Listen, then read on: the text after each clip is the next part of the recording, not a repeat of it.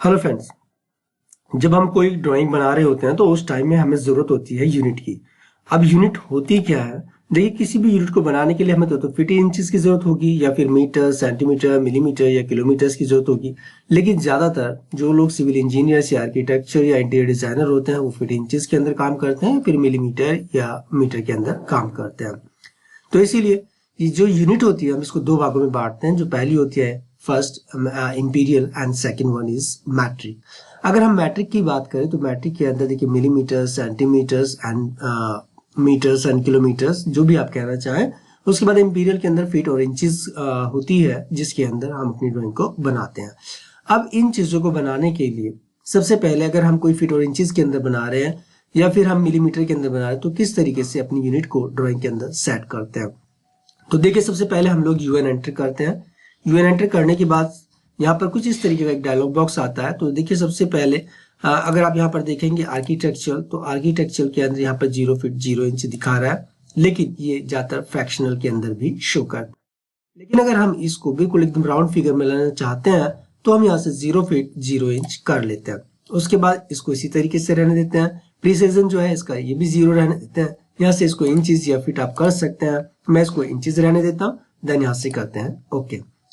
उसके बाद हम यहाँ से एल एंटर करते हैं। एल एंटर करने के बाद अगर यहाँ देखें, जो मेरा डायनामिक मोड है इसके अंदर आपको दिखाई देगा कि किससे 3 इंच 4 इंच या और भी यूनिट बढ़ती जाती है। मैं यहाँ पर इसको 10 इंच करता हूँ, देन एंटर करता हूँ।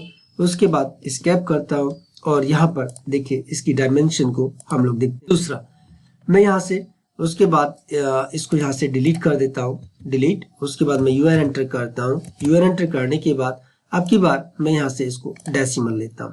डेसिमल लेने के बाद 0.3 यूनिट यानी कि 1000 इक्वल टू 3 डिजिट, और उसके बाद यहाँ पर भी हम 0.3 डिजिट तक इसको ले लेते हैं। यहाँ पर डेसिमल रहने देते हैं और यहाँ से इंचेस की जगह हम इसको कर लेते हैं मिलीमीटर। उसके बाद हम इसे करते हैं ओके।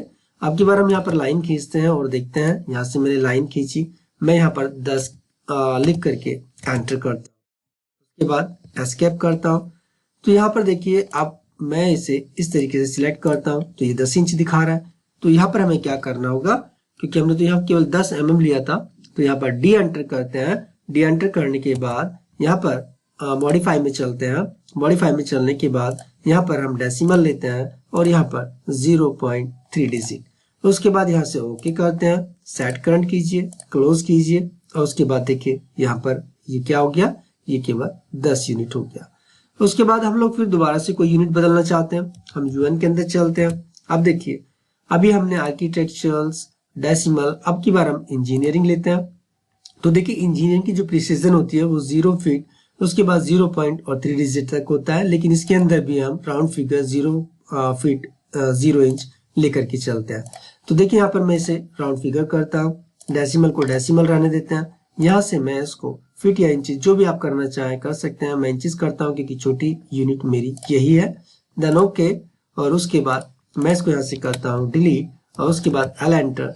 अब की बार देखिए, फिर आपको डायनामिक मोड के अंदर 6 इंच, 7 इंच, 8 इंच, 9 इंच इस तरीके से दिखाई देगा। मैं यहाँ पर इसको 1 फीट करता हूँ। 1 फीट करने के बाद स्केप, और अब की बार हम इसकी यूनिट लेते हैं। देखिए यहाँ पर ये हो गया 12 इंच। लेकिन हमें क्या करना होगा कि फीट में दिखाना है, तो यहाँ पर डी एंटर, उसके बाद मॉडिफाई, यहाँ से फिर हम लोग गए इंजीनियरिंग के अंदर और यहाँ से हमने किया 0 feet 0 inch, then okay, set current, then close. आप देखिए यहाँ पर ये 1 फीट। तो इस तरीके से हम अपनी सारी यूनिट्स को चेंज कर सकते हैं। जिस भी यूनिट में अपनी ड्राइंग को बनाना चाहते हैं उसके अंदर बना सकते हैं। उम्मीद करता हूँ आपको ये वीडियो पसंद आएगी। प्लीज अगर पसंद आए तो लाइक और सब्सक्राइब जरूर कीजिएगा।